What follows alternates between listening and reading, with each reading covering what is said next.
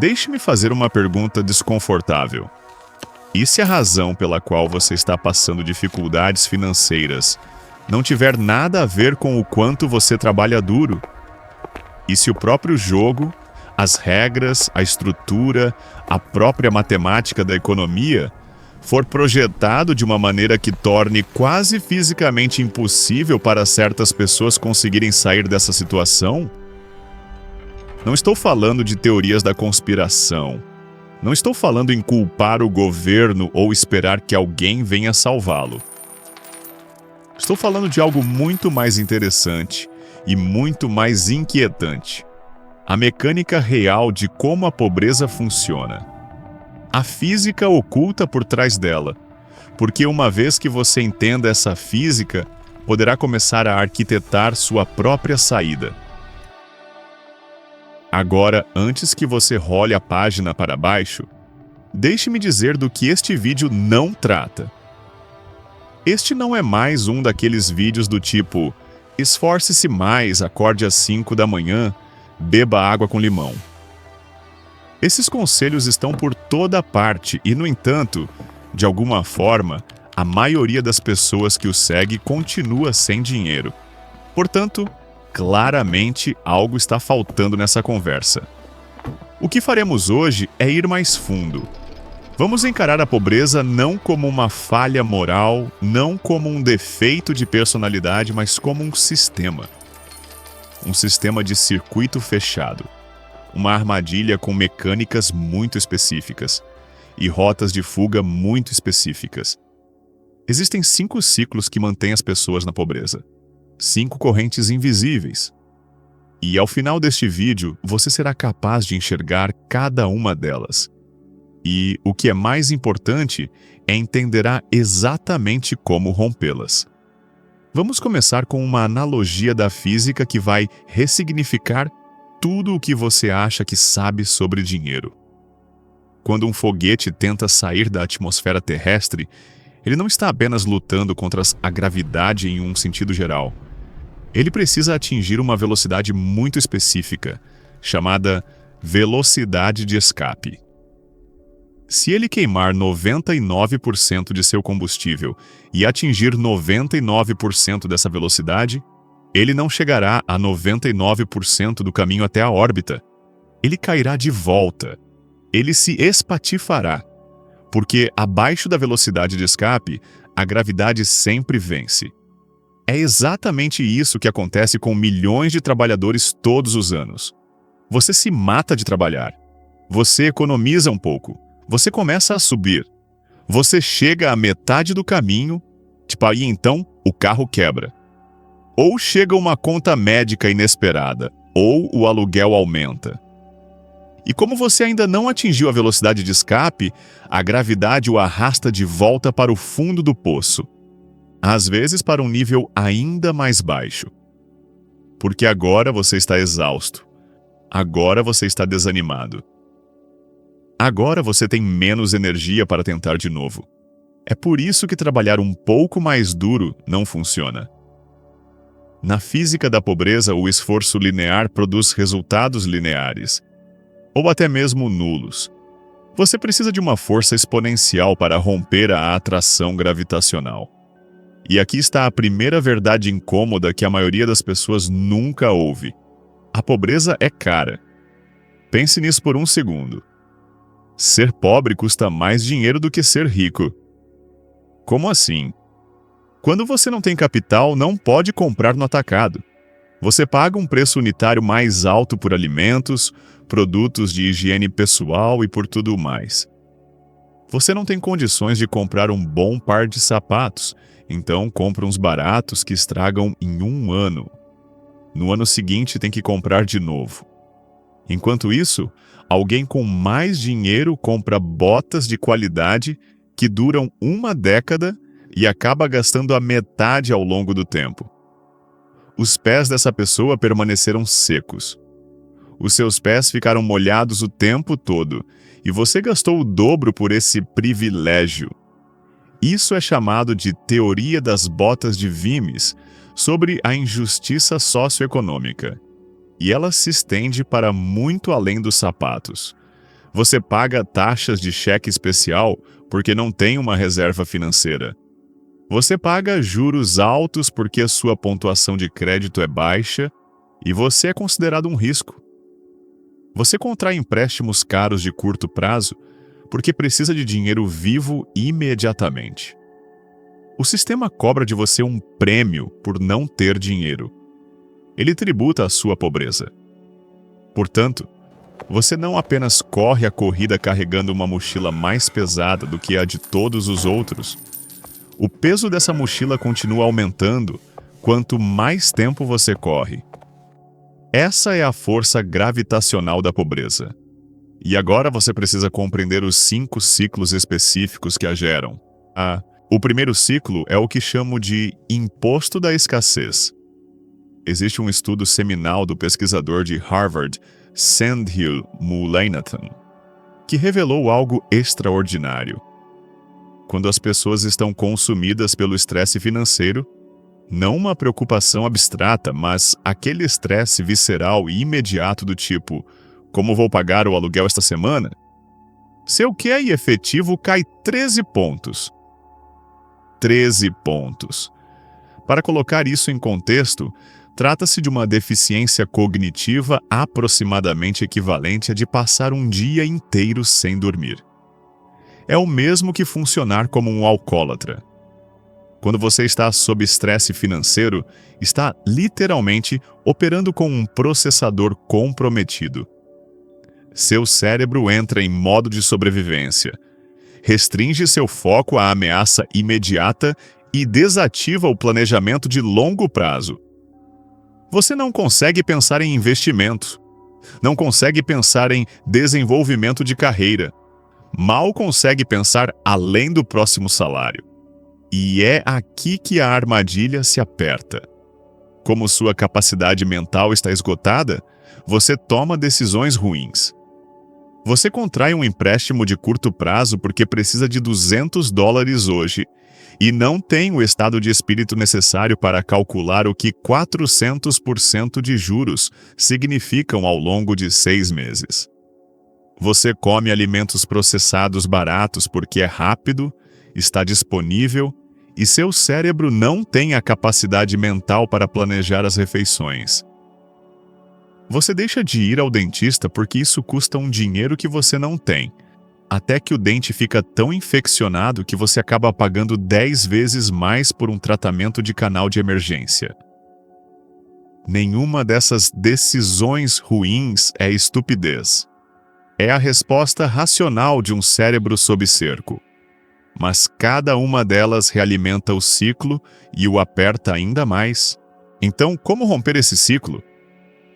Seu primeiro objetivo financeiro, não o segundo, nem o terceiro, mas o primeiro absoluto, é criar uma reserva de segurança. Não um fundo para férias, não uma conta de aposentadoria, uma reserva de emergência. Mesmo que sejam $500, mesmo que sejam 300. Coloque esse dinheiro em um lugar separado e torne-o intocável. Porque o que esse dinheiro lhe proporciona não é apenas segurança financeira. Ele lhe devolve sua capacidade cognitiva. Quando o carro quebra e você tem uma reserva, o problema se torna um inconveniente em vez de uma catástrofe. Quando a máquina de lavar estraga, você fica irritado, em vez de entrar em pânico. Essa mudança, do pânico para o inconveniente, é a diferença entre o pensamento reativo e o pensamento estratégico. Essa reserva literalmente restaura pontos de QI. Ela dá ao seu cérebro o fôlego necessário para começar a pensar além das próximas 48 horas. A maioria das pessoas tenta pular essa etapa e ir direto para os investimentos ou para a abertura de um negócio. Isso é como tentar construir um arranha-céu sobre um pântano. Primeiro, é preciso drenar o pântano. Cria reserva. Isso exige sacrifício. Alguns meses de disciplina real de restrição genuína. Mas você não estará se sacrificando à toa. Você estará comprando sua saída do imposto da escassez. Você estará adquirindo liberdade cognitiva. O segundo ciclo é algo sobre o qual ninguém gosta de falar, pois soa como um julgamento. Eu o chamo de armadilha da dopamina. Quando você permanece no ciclo da pobreza por muito tempo, sua vida torna-se genuinamente dolorosa. Seu nível de cortisol, o hormônio do estresse, fica cronicamente elevado. Você se sente invisível. Você sente como se o mundo estivesse avançando sem você. Seu cérebro grita por alívio, por qualquer sinal de que você importa, de que você existe, de que não está ficando para trás. Então, quando você entra em uma loja e compra aqueles tênis, ou aquela bolsa de grife, ou o celular novo, seu cérebro é inundado por dopamina. Por 20 minutos a dor desaparece. Você se sente bem-sucedido. Você se sente visto. Isso não é imprudência. Isso é automedicação.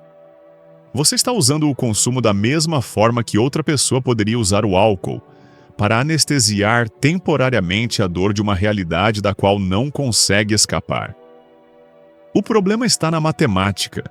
A dopamina se dissipa em 20 minutos.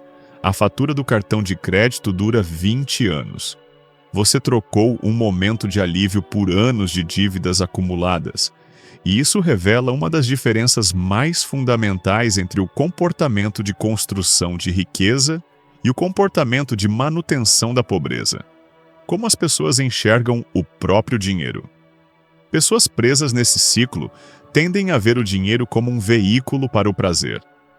Quando entram $500, o pensamento é: o que posso comprar? Pessoas do outro lado dessa linha tendem a ver o dinheiro como um veículo para a liberdade. Quando entram $500, o pensamento é: como faço para que isso trabalhe para mim enquanto durmo? Essa é a diferença entre passivos e ativos. Um ativo coloca dinheiro no seu bolso. Um passivo tira dinheiro dele. O carro caro é um passivo. As roupas de grife são passivos. Toda assinatura que você esquece que tem é um passivo. E a realidade brutal é que muitas pessoas que parecem ricas estão se afogando em passivos. Elas parecem ricas por fora, mas estão sangrando por dentro. Portanto, para romper esse ciclo, você precisa do que chamo de modo monge. Este não é um estilo de vida permanente. É uma desintoxicação temporária e deliberada para o sistema de recompensa do seu cérebro. Por 6 meses, você simplifica radicalmente a sua vida. Você cancela os serviços de streaming. Você para de comer fora. Você para de comprar roupas de que não precisa. Você bebe água. Você caminha sempre que pode. Você reduz sua vida ao estritamente essencial: abrigo, comida e transporte básico. Será entediante. Seus amigos podem rir de você. Mas aqui está a nova perspectiva a qual você deve se apegar. Eu não sou pobre, estou em treinamento. O que acontece durante esse período é neurológico. Quando você deixa de receber os picos de dopamina provenientes do ato de gastar, seu cérebro se recalibra lentamente. Ele começa a encontrar recompensa em ver sua conta bancária crescer. Começa a se embriagar com o controle em vez de com o consumo.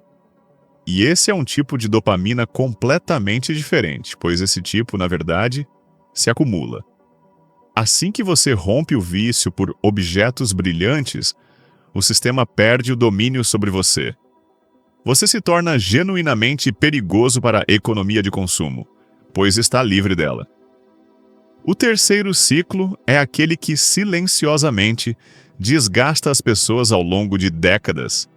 Eu o chamo de armadilha da renda linear. A maioria de nós é ensinada desde a infância uma equação muito simples. Tempo é dinheiro. Trabalhe mais horas, ganhe mais dinheiro. Mas essa equação possui um teto matemático inerente a ela. O tempo é finito. Você tem 24 horas. Você precisa dormir. Você precisa se recuperar. Em algum momento você simplesmente não consegue vender mais horas. Sua renda é limitada pela sua biologia. Mas e suas despesas? Suas despesas não têm limite. E há um assassino silencioso agindo nos bastidores que piora essa situação a cada ano: a inflação. A inflação é, essencialmente, um imposto cobrado sobre as pessoas que vendem seu tempo. Quando a oferta monetária se expande e os preços sobem, os salários não aumentam na mesma velocidade. Os economistas chamam os salários de rígidos. Os empregadores esperam meses, às vezes anos, antes de reajustar a remuneração.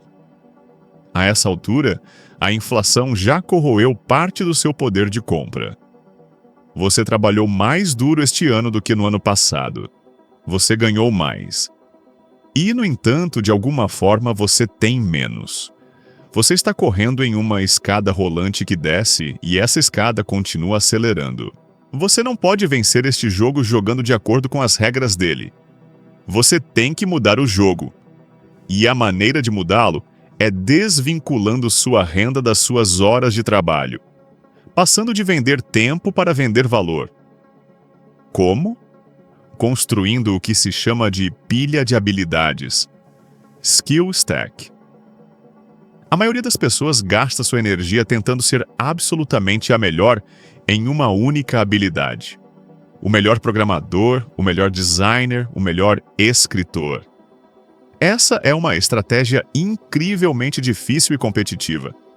A alternativa é tornar-se razoavelmente excelente em 2 ou 3 habilidades que raramente se sobrepõem e, em seguida, combiná-las em algo único.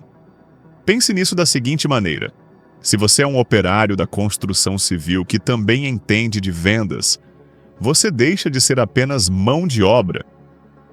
Você se torna alguém capaz de gerenciar o relacionamento com clientes, fechar contratos e fazer um negócio crescer. Você deixou de ser uma commodity para se tornar um ativo. Se você é um garçom que aprende copywriting, escrita persuasiva, você passa a compreender a psicologia humana por trás dos gastos. E essa é uma habilidade que vale 10 vezes o seu salário por hora. Ao empilhar habilidades, você cria raridade. E o mercado paga pela raridade. Ele não paga pelo esforço.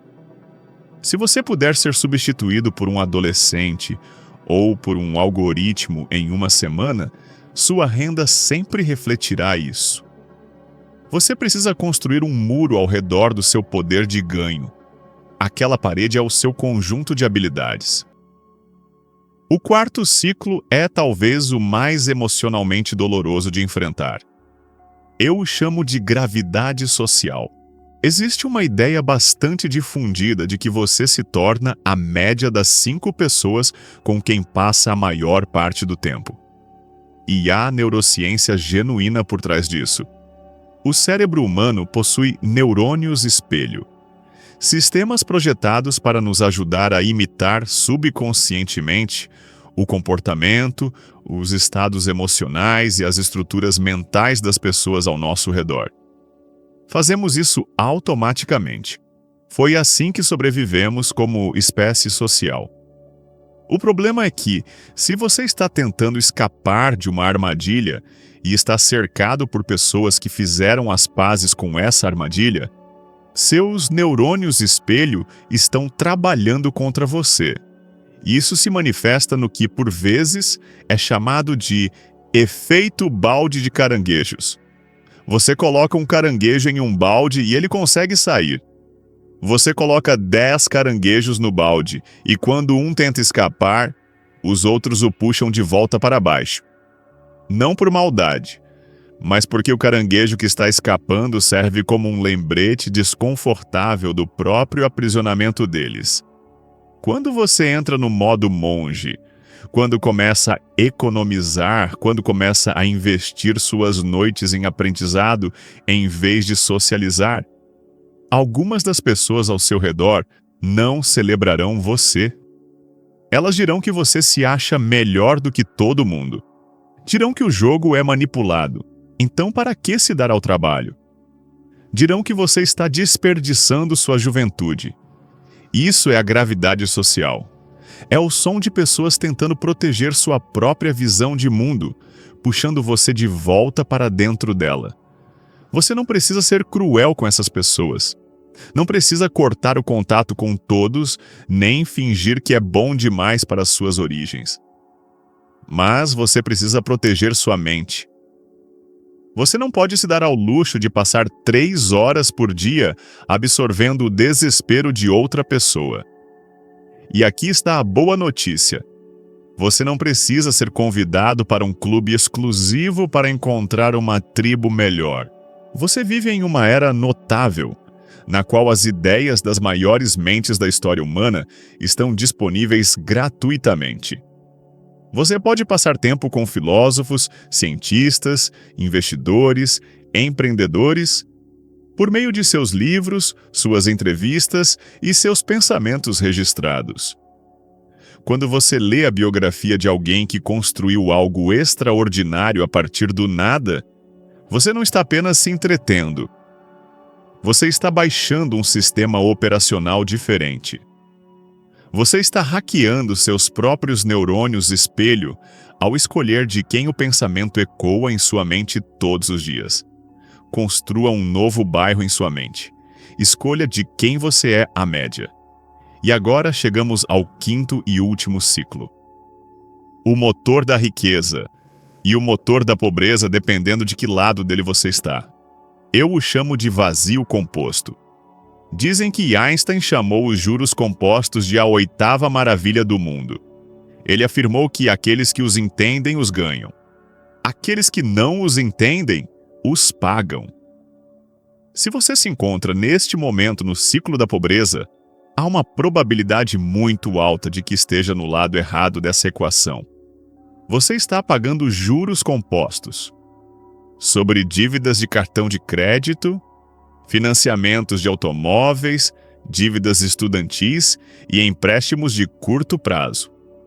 A cada manhã, ao acordar, você deve mais dinheiro do que devia na noite anterior, mesmo que não tenha gastado um único centavo. Você está remando contra a maré e a correnteza está ficando cada vez mais forte. Os ricos estão exatamente no lado oposto dessa força. Eles têm dinheiro investido em fundos de índice, em imóveis e em negócios. A cada manhã, eles acordam mais ricos do que estavam na noite anterior, mesmo que não tenham feito absolutamente nada. A bola de neve já está rolando. Este é o abismo dos juros compostos. A distância matemática crescente entre aqueles que obtêm retornos compostos e aqueles que pagam juros compostos. Para cruzar esse abismo, você deve seguir 3 etapas. A primeira é o modo de sobrevivência. Você estanca a sangria. Você corta despesas de forma agressiva. Você utiliza cada dólar excedente para quitar dívidas de juros altos. Os cartões de crédito primeiro e depois todo o resto. Você mata os vampiros que estão drenando suas energias enquanto você dorme.